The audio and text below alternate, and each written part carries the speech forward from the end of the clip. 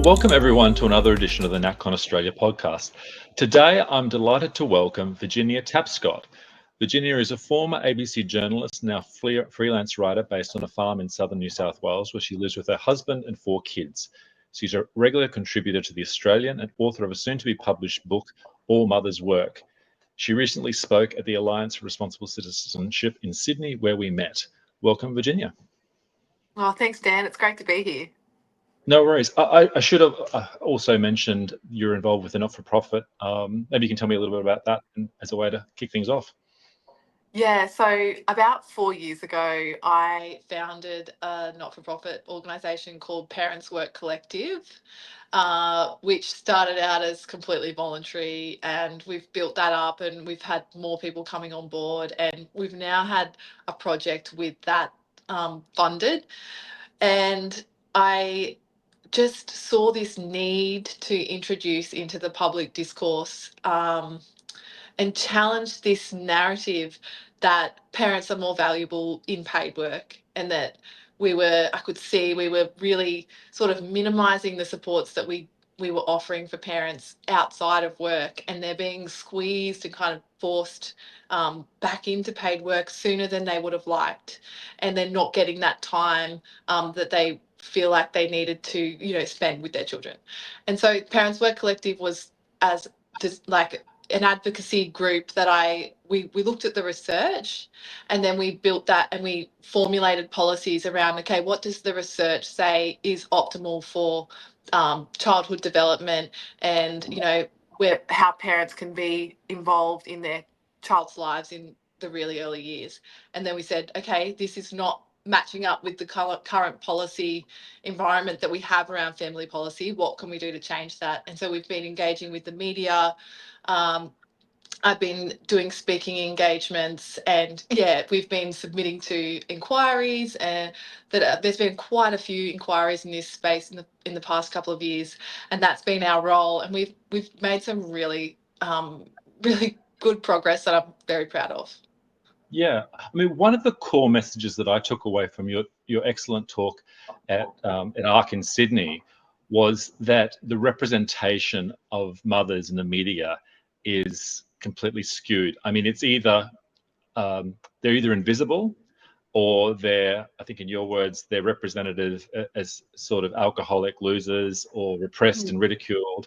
And when you compare that to the sort of glorification of the boss babe life, it's chalk and cheese, really. How do you go about addressing that?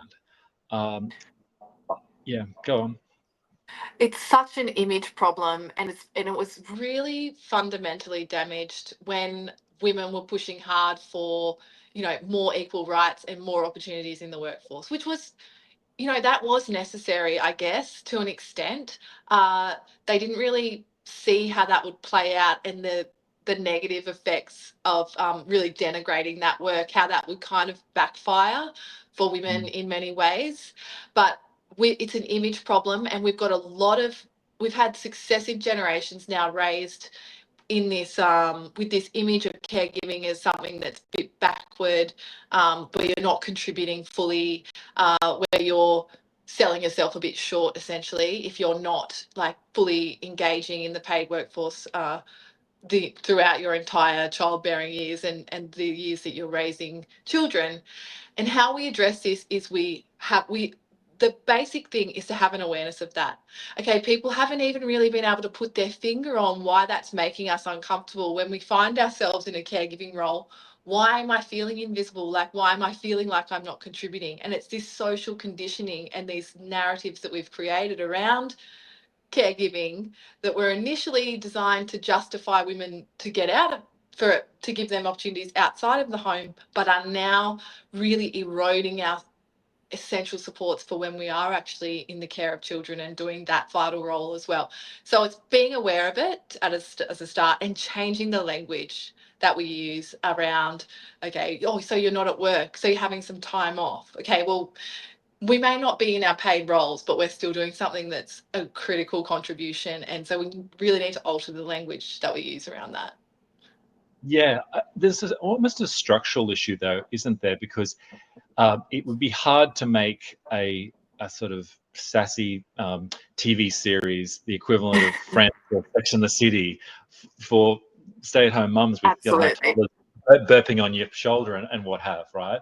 Or being up in the middle of the night. And so it's almost as though the real um, the real support that you'll receive will always be in real life rather than through media representations. I was reading Yeah. just the other day, and it said Russia, of all places, has thinking about instituting a ban on "quote unquote" propaganda in the media which champion a childless, child-free lifestyle. Now, that's full on. Yeah, Um, yeah. we would never do that here, but Mm. other than how do you other than suggesting it to all your ex-media mates who are still living that life, how do you force the media to Uh, redress the image problem? Yeah. Well, part of that has come from people in caregiving roles being underrepresented in both the media coverage, but also as people working in the media.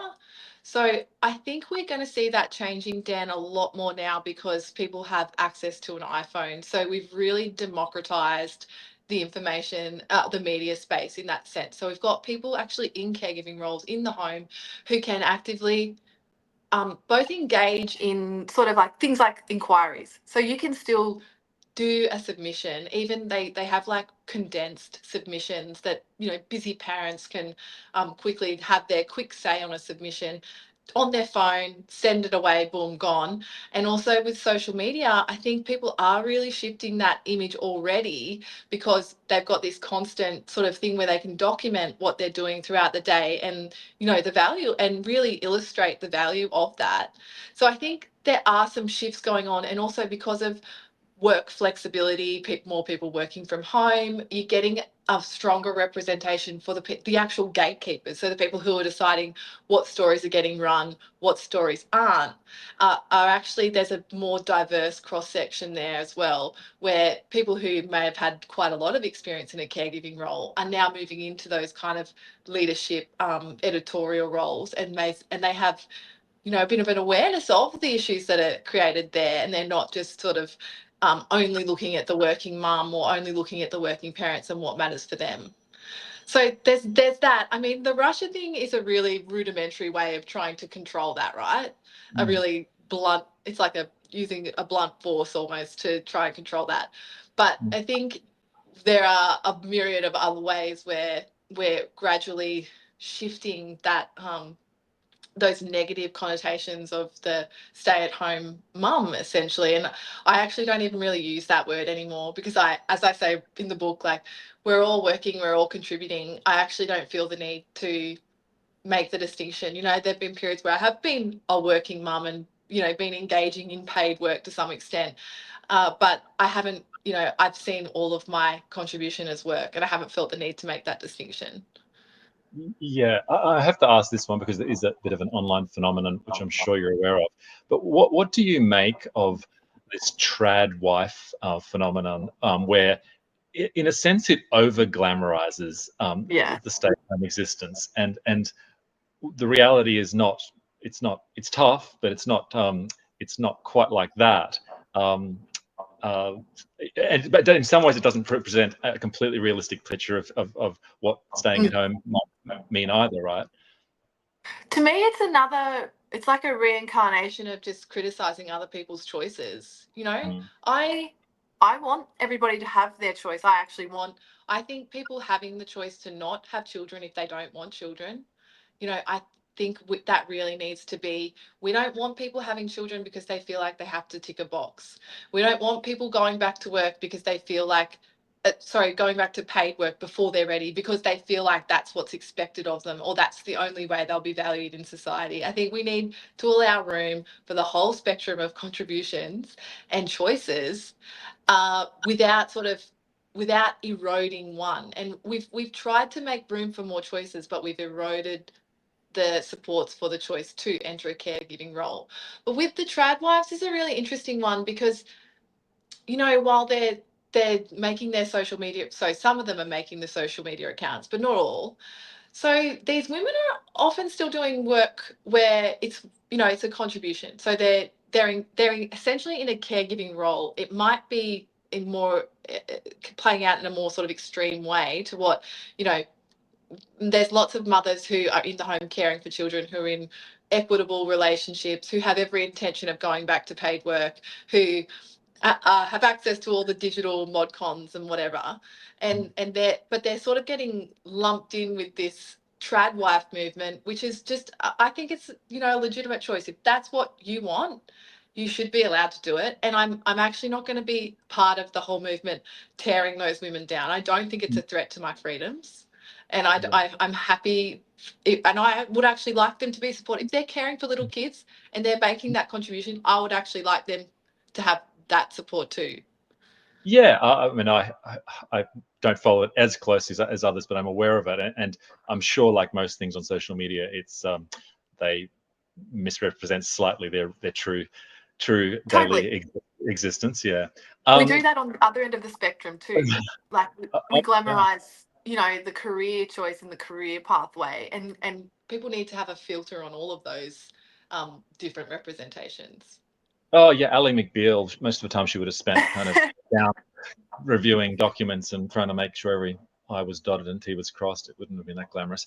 Hey, the framework which you like and others like is we've got to make the choices free to allow women to make the choices that they want to make. But the current policy framework, as I think you've recognized, is that it's weighted towards particular choices, right? I mean, the parenting will always involve sacrifices, but how do we make raising kids less of a sort of heroic undertaking with such a dramatic financial cost? What ideally would your family policy look like in Australia? So I'll just go back one step. The family policy, our whole policy ecosystem has been geared around increasing parental workforce participation, and that worked well for us for a long time. It aided in making sure we had productivity increases and economic growth, and that the women increasing their workforce participation was a huge part of that. But what we're finding is we're getting to a point where we're sort of overextending on how much productivity we extract from parents as a labour supply. And that's actually costing us more money in the long run because people are stressed and less productive at work, and kids are being raised in high stress, sometimes economically stressed, but sometimes emotionally stressed environments. And that's not that's causing issues developmentally for children as well. So, in an ideal world, we would see policies that recognised that actually creating, reproducing the population is now the best, and stabilising that is actually now the best thing we can do for both the well-being of people and the well-being of the economy. And how we do that is, instead of a universal childcare subsidy, our policy that we created is a universal care subsidy. So, with the Productivity Commission just showed that increasing childcare subsidies at this point isn't actually going to increase labour supply in any significant measure, and it's not going to increase net benefits for children. So at this point, we can expand what the universal care subsidy would look like without worrying that this is going to that we won't be able to increase the labour supply had we done it a different way. So subsidising things like subsidising grandparent care, parent care, relative care, privately privately engaged care, things like increasing tax offsets for people, families with young children, income splitting, anything that provides some financial support, some financial relief in some way, but also things that it's like support in kind. It legitimizes the the contribution of caring for children and raising the next generation as well, if we see policy settings that recognise this. And we've got some huge macroeconomic forces now to deal with, like increasing housing prices, cost of living, wages not increasing in line with to cover these costs that haven't been an issue in the past. And so we actually are now in a position where we do have to counteract that to some extent if we are going to make raising, families, raising small children feasible for people and not an extremely unattractive financial decision. Yeah, I mean, it's still not talked about enough, but I guess in the last couple of years, there's been more of a focus on this because of things that like places like Hungary have done, the family policies they've implemented with some success, although I still don't think they're quite above replacement level fertility, right? And have you looked at those in detail? I mean, the idea of having 4 or more kids and not paying tax sounds, simple and attractive. Yeah. Is that something that you like? Have you received feedback from relative, bureaucrats and the like here in Australia on that? We seem to be okay with being incentivized into paid work, but we seem to get offended when people try and support, our family, like our ability to reproduce and our ability to raise the next generation. And I don't fully understand this. I guess I could, because I know what the birth rates. I'm across what the birth rate trends are. I know what this means for us economically and for our quality of living, and I know what having falling birth rates, the reality of that. But I don't think maybe the general population aren't as aware of the real cost of not being able to raise enough people to support your economy, and also not being able to raise those people in a way that they will grow up to be really healthy functioning members of society. So I just see the pronatal policies as absolutely pro-human, just like they're making the lives of young families better in those countries. There is a debate over the numbers that's playing out as to whether it just brings births forward that were going to happen anyway, and whether so it's like a bit of an artificial increase. But in saying that, when you bring births forward, you increase the likelihood that there'll be more births after, because that's one of the contributors to a falling birth rate is having babies later and running out of time to have more than 1 or 2. The other thing is, in the Nordic countries, their parental leave and their extensive sort of childcare policies are pronatal. They have been implicitly pronatal, and they've been doing it for decades, and people are okay with that. But it's just when you explicitly, and that was working for the Nordic countries for a long time in stabilising their birth rate. It started failing in 2010. They also joined the global decline. So for whatever reason, those policies aren't doing what they used to do. And I think that's a cultural thing, and it's to do with the devaluation and the image problem with the care work. But certainly in those countries, it's been an implicitly pronatal policy settings that's been in place for years that people haven't had a problem with. So I'm all for it. Yeah, I guess people don't like the term. I mean, I was reading, I haven't finished yet, but David Goodhart, the political scientist, I suppose, from the UK, has a new book out called The Care Dilemma, which touches on some of these subjects. And one of his lines is that family policy really is designed, all the incentives are to help parents spend as little time with their kids as possible. Absolutely. That's what it's family policy is sort of, it's the opposite of what it is sold as. Absolutely. And that's the same in Australia. And so it really is, I mean, it's a contradiction in a way. Do you think, this is a slight change of tack, but do you think single professional women early in their careers truly understand what motherhood involves? Oh, I don't think so, but I think they have some idea, and I think it stresses them out because they've been, this is what their goal, and they're well within their rights to have, professional goals and to have professional aspirations. And I think the whole idea of that being threatened by motherhood and if that's where your value system is because of your social conditioning, it does stress us out. But and there is no real way of knowing what it involves on a practical level unless you've been, because of the community breakdown, we're not around people with young children just, you know, we don't just happen to be in their presence. And that's, I was reading a research paper earlier today, that's a contributing factor to postnatal depression.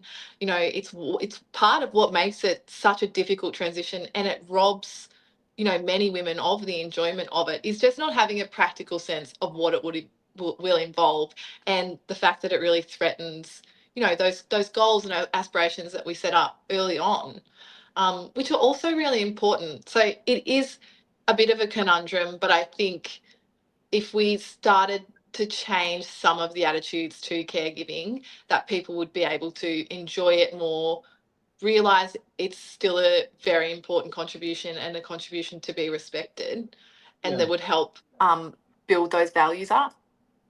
My experience has been with professional women that I've known is that they find it a particular shock because they're very high performing, smart, you know, career obsessed, and they kind of almost think being a mum will be like a project, a work project, which they can similarly kind of, I don't know, put parameters around. They don't understand how all-consuming it is. You know, that the worst client at work will be better than the best baby because they, you know, spend all hours and don't respond to nicely written emails. And so as a result, it just becomes this. Well, I guess you never know until you cross that precipice and head into the new parenting dimension truly what it's like. But the only way you can tell people, explain to people what it's like, is if they are around parents with kids. But most, like you said, most people, the experience of being around young children and is a lot less common than it once was. Is that really solvable? I mean, is that problem? How do you solve that? Yeah, we can't really recreate sort of those really communal settings where we would have had exposure to sort of, I guess, even childbirth, you know, those really early days with babies and being actively involved in, I guess, with the kinship sort of communities. And we can't solve that. But what we can do is we can make the transition easier, and sort of we get, I guess we have to be a bit reactive about, well, when they do enter that space, what are the best possible policies that we can have in place to make sure they feel supported in both and valued in both roles. And that, as I said, that comes from like a grassroots level of like just the attitudes in the community, and as we can shift those attitudes, but it has to come from top down as well if you're going to solve like the financial pressure, for example. It all contributes, it all comes in, and then all of a sudden that's, you know, the straw that breaks the camel's back is, oh, I'm not even earning money, you know, I can go and do something where I will be valued and I will earn money and I won't be as stressed out because we have such a physical response to the distress of our own children. It ends up being, if you lack support, if you can't afford to get, you know, a nanny in 1 day a week just for some respite, then you will opt for other, and many do, because they don't have options. Yeah, I mean, it's a multifactorial thing, and part of this discussion. Look, you can't argue with the result, birth rates going through the floor, but precisely the different circumstances and factors that brought that about are complicated. I remember Elizabeth Warren, the Democratic senator for Massachusetts, a couple of years back, at least 10 years, wrote a book called The Two Income Trap. Are you familiar with that one? And she was basically saying how that distorts. Well, you can see in Australia, it distorts property prices because people can afford more with both people working, and then that makes the sort of bougie, you know, middle inner city existence out of reach for a lot of families, and then it makes it a lot harder to sort of continue with their work. And then there are other things like social media, right? People can post their awards on LinkedIn. But you don't quite have, it's not quite suited for, I don't know, baby photos or and nor should it be in a way, but that's the interaction that people have when they're trying to, you know, chase status or, you know, improve their kind of profile and all the rest of it. It is a complete paradigm shift. You go from, I remember really wanting to be like obsessing about the milliliters of milk that the baby is getting, because I've come from these environments where you can just measure, you can measure things, and you can't measure that as well if it's not coming out of a bottle. You can't measure that. And yeah, it's such a paradigm shift and something that is unexpected. But just to go back to the two income trap as well, I sometimes feel like we've been lazy about how we can improve productivity and how we can achieve economic growth, because we've had this sort of this labour supply that we could manipulate. When we were completely devaluing, the unpaid care sector and how fundamental that was to our economy, we kind of got lazy because we knew we could just get more women to come in and prop up our economic stagnation, and we're going to pay the cost of that long term because we didn't get it right to start with. We kind of just kept doing a band-aid fix of like stagnation or economic slowdown by drawing on this untapped supply who were actually doing a real and measurable job and contributing to society. And so I think we're going to have to go back to the start a bit. And we do have factors now like the housing prices and stuff that's a problem we have created, and we're going to have to find a way to get out of that, because we absolutely need that unpaid care sector to be functioning and supported. Yeah, there's a problem, I think, with the metrics that the Treasury Department and others use, because we're obsessed about, whether we hit GDP targets per quarter. We've introduced now, it wasn't always the case, this notion of per capita GDP, which is important, but I can't remember 10 years ago that being quite as used as frequently. But there's all sorts of accounting problems because we build up these liabilities. Because if you don't have children, then people may not, there's no one to look after you, or no one to look after anyone else. There are no taxpayers of the future. There are mental health issues with the whole stressed parent not being able to give the attention that they want, which again builds up and is paid for by someone. So there's a classic privatization of the benefits and socialization of the costs issue going on here. And I haven't seen, it's harder to measure. I accept that. How precisely you place a cost on getting up at 2 a.m. to give a child a bottle, right? But or washing, hanging clothes on, like God knows what else. But there has to be some recognition of that in our economic assessments of how well we're doing. Like I said, we obsess every quarter whether we hit at GDP, but we don't obsess in the same way. The Treasury doesn't come out and give a statement when we fall below, replacement level births. There's no sort of it's the focus seems to be wrong. You're right. Like that is of absolute national interest. It is fundamental to productivity, and that should be given, have a quarterly announcement also. That's a good idea. I would be all for that idea. But it is such a tricky issue. All in all, I think they've done better numbers in health. So there are ways that you can measure the value of getting the early years right. And I just don't think the political will or the research will has been there as strongly as it could have been. We can get figures on this. Like, for instance, they've done a bit on breastfeeding. So if that mitigates some later health issues, like just breastfeeding for a certain amount of time, how much is that saving us? And then you can equate that to a value. If having, being with your parents, a baby having access to their parents freely for the first 2 years, or at least one parent, I guess measuring, there needs to be longitudinal studies that measure the later costs of, disability costs or mental health care costs. We can measure it, I feel. It is trickier, and we don't have the systems, the apparatus in place to do that yet. But it will have to come, because we're already there. where the mental health issues are just, they're extremely concerning. They don't seem to be abating, and they are affecting the productivity of, the future members of society. So What do you mean by feminism these days? Do you describe yourself as a feminist? What does that mean to you?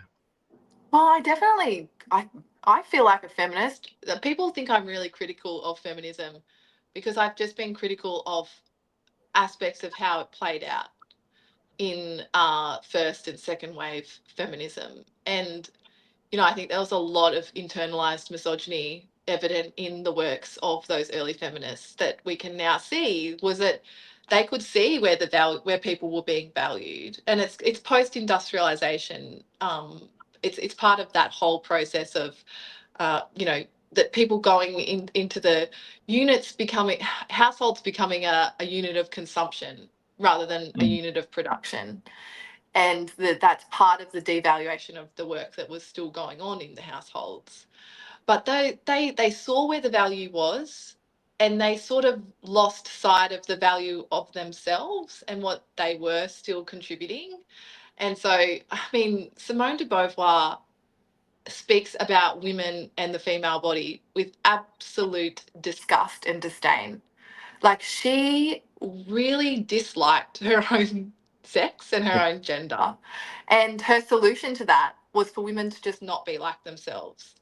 And that is the part where I am really upset about feminism and the direction it took. I think we've come obviously a long way since Simone de Beauvoir, and Betty Friedan was in a similar vein.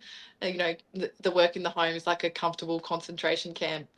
And we've come a long way since then, but the seeds of that ideology and those perceptions to care work still exist. And I don't think people realise how extreme, the actual disdain and hatred for the work of mothers was back then. That's where my issue lies. I think feminism can be, um, it should be good for all women, but it's absolutely blatantly left so many women behind.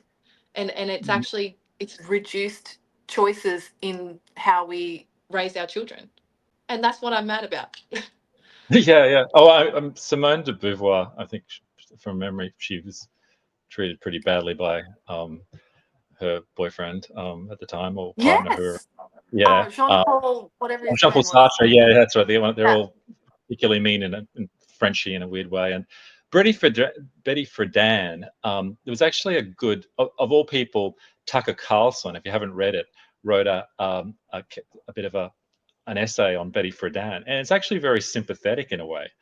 In a sense, he yes, she was a communist and all the rest of it, and sort of Mm. kept it quiet. Yes, she was supported by the very rich husband and wasn't quite the concentration camp that others had, but 1950s was very isolating in a sense for women because they were isolated. They were sent out. The suburbs expanded, and they didn't have Mm. the support networks. And this is the point he was Tucker Carlson, what people making, and that still exists, right? Yes, we're more connected online, but um, I got again. There isn't the support networks the that existed in the past, where child rearing was a more communal and family activity. Absolutely. Yeah. Um, but how do you solve that I, one? I mean, that's part of the spiral you get into because you don't have the networks. It's harder to raise children. You have less of them, and so on. well, it is part of geographical problem, and the decentralization of, the town planning, I suppose. That definitely contributed. But we also normalized, like, we took away sort of intergenerational living because we commodified aged care, because it's all very interconnected, I guess. But all of these factors have, precipitated to produce a environment where, the woman was all of a sudden isolated in a role that had been shared among, kin Mm. for millions of years, and it's an evolutionary anomaly. In every sense. And I think women were seeking community and connection and support in Betty Friedan's time, I can see exactly why they were doing it. I don't think they needed to be as denigrating of care work, but that perhaps they weren't accurately identifying the real cause of their oppression that they felt they faced, was that women and their work are devalued, and that we need to actually like shift those attitudes rather than just, we can enable women to work outside of those roles, absolutely, but that's only half of the solution. The other half is actually on a fundamental level saying, hey, we value women and we value the work, we value their unique contribution. We will always have a contribution that's unique to men because we give birth to the children and we have all of the hormones and things that drive us to enter a caregiving role. And so instead, rather than trying to like contort women and shift them and mold them into something and make them fit like the measure of a man, is to value that. And that's the part that we missed, and that's still the missing piece, is that we refuse to sort of reset our value system in a way that actually equally values women for our unique contribution. But the interesting thing about Betty Friedan too is that she reneged on, recanted on a couple of her, foundational, things that she worked on. And so, but people didn't listen to that. And she did. She worked it out. In the end, she worked out that, hang on, I think we've shot ourselves in the foot a little bit here. And no, but that was very underreported. Yeah, I actually think that Tucker Carlson, again of all people, did mention that, and that's why he's slightly sympathetic to the end. He actually covered the full story. But yeah, I mean, the only country, or one of the only countries that's been able to redress its birth rate is Mongolia. I read recently, and they give women, awards for the number of like the Soviet Union and Nazi Germany and stuff used to do. So, and I think maybe that's why pro-natalist policies, people don't like the sound of it, because it sounds like a government lever that they could turn on and off, like and generally, when government gets involved, there are unintended consequences, and that's necessarily involves control. How can pro-natal policies be done badly, which with the best intentions and with sympathy to the the problems you describe? How can it go wrong?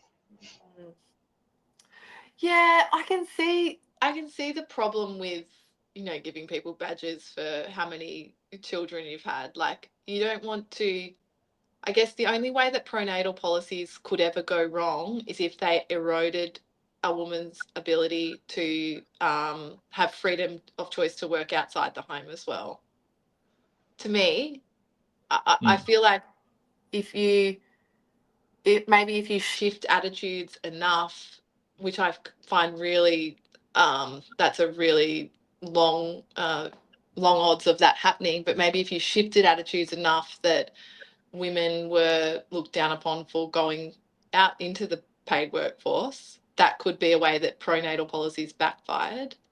But I think we've got enough of a foundational and fundamental acceptance that of women are extremely valuable in the paid workforce, and they have every opportunity that men have in the paid workforce. And aside from the difficulties of managing that with childbirth and looking after young children, I think we've got enough of a foundational accept that is a safe, freedom, I would consider, that we have.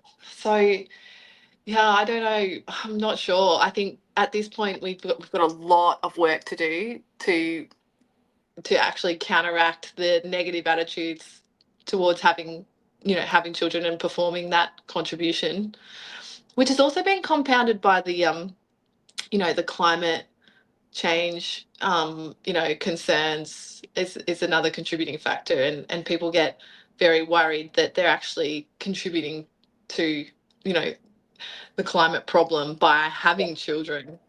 But they don't understand that we actually need a stable population to best address any issues that we have with, energy supply and warming temperatures. And the best way we can tackle that is by having a stable population.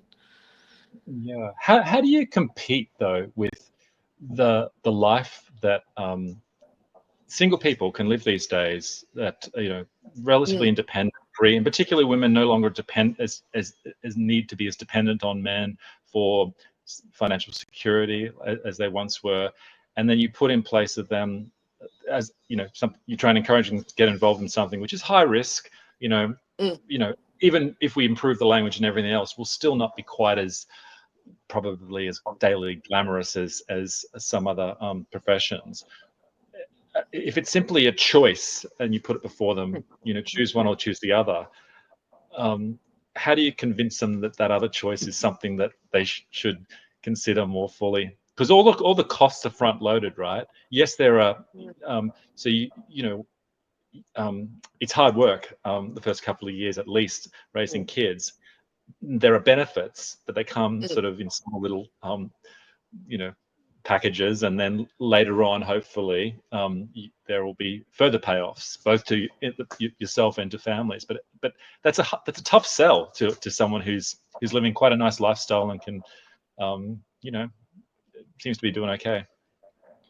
Yeah, I think there are a couple of things. I wrote an article about this in the Oz a while back, and I actually looked at my own decisions around having a family. And I am a firm believer that it was a biological, there was a strong biological driver. So I think we will potentially be relying a lot on the biological processes that are still in place that actually do drive us to procreate.